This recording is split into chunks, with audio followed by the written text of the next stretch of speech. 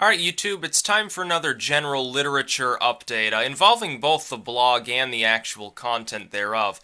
Because things are going along smoothly at a faster clip than I expected, I'm doing better in sales than I could have dreamed in my wildest dreams, honestly. I didn't expect to hit sort of the level that I'm at till the next spring or so. I'm about 6 months ahead of where I expected to be.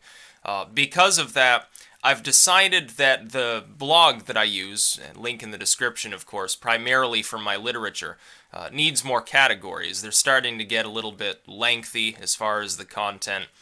There are now sort of subgroups of work that have enough titles to justify having their own category. For instance, I'm going to compile my own works in their own category, which means instead of on the right-hand side of the blog, there will be links for each of my individual works. They'll have their own actual post embedded from the link.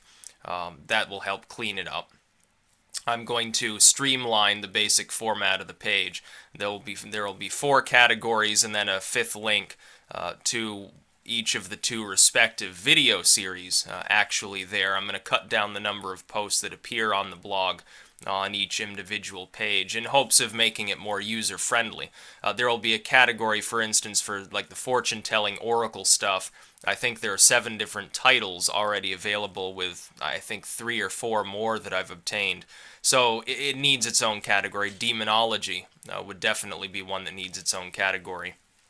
Then one for my works, and then I'm splitting the spiritual and folk works into works that are of a divine nature, as like actual scriptures, those that specifically deal with folk magic, and then an academic category for instance, Leland's work, the Phallism series, and things of that nature.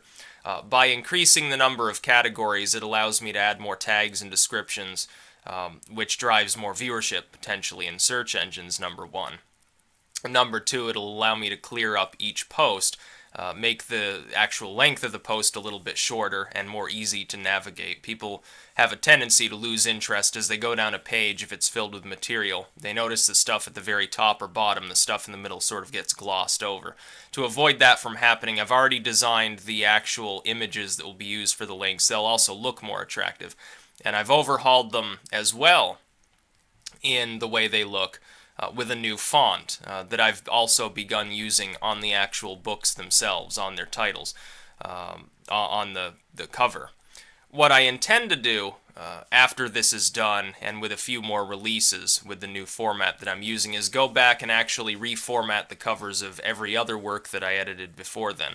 I want them to be standardized. I want them to visibly look like they're part of the same series. Now, some of the older works I used an older mark, an occult mark, an Ouroboros that didn't have wings. I hadn't fully customized it on some of the old works. Some of the works that I myself released, I released in a 6x9 as opposed to a 5x8 format when their length didn't justify it, just because I thought at the time it would look good.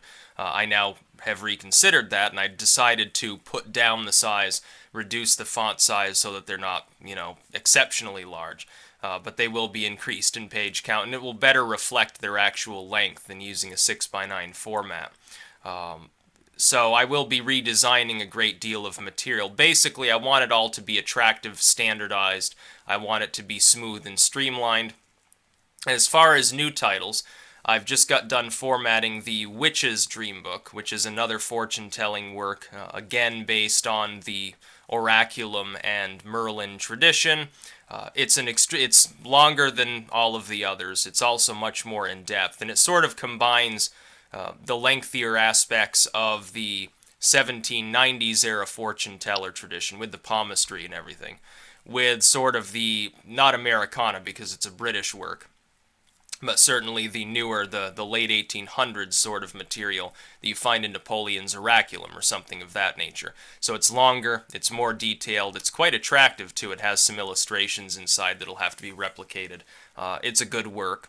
I'm working on several new works of demonology. Of course, there are still others within the Phallic series, several more works by Leland, including his Etruscan magic sort of work. And hopefully the one that he did on voodoo and sort of African-American magical traditions as well, as an academic study. I think that'd be of great interest to people. I've got several more works that I've planned. Of course, Sickness and Hell, it's one chapter away from completion. But today I'm not doing actual writing. I feel a little bit under the weather, probably because of the time of year. It's starting to get darker, it's getting colder. There's still a hell of a lot of allergens around because we've only had one light frost.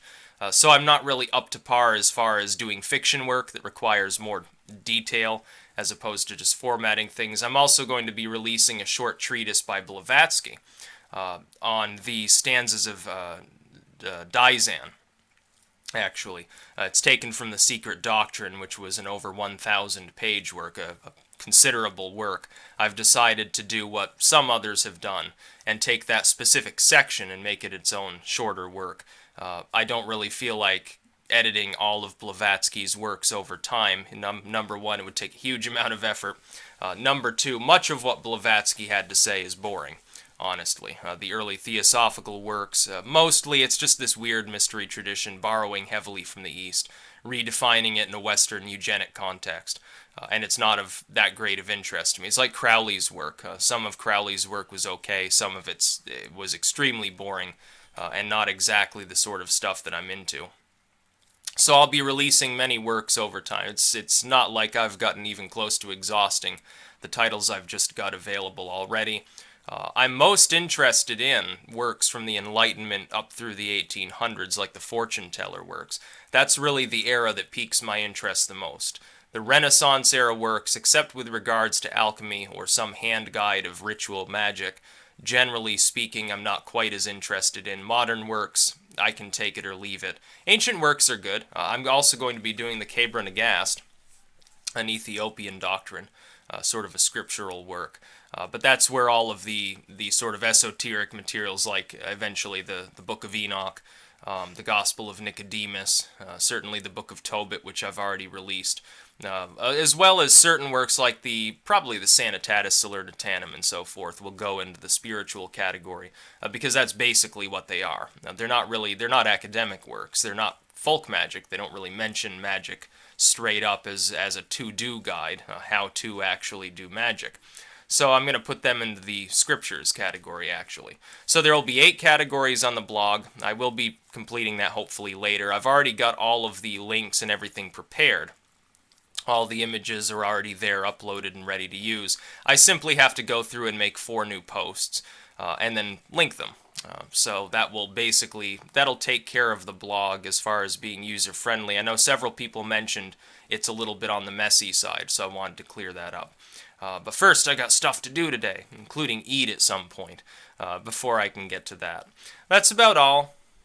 Peace out.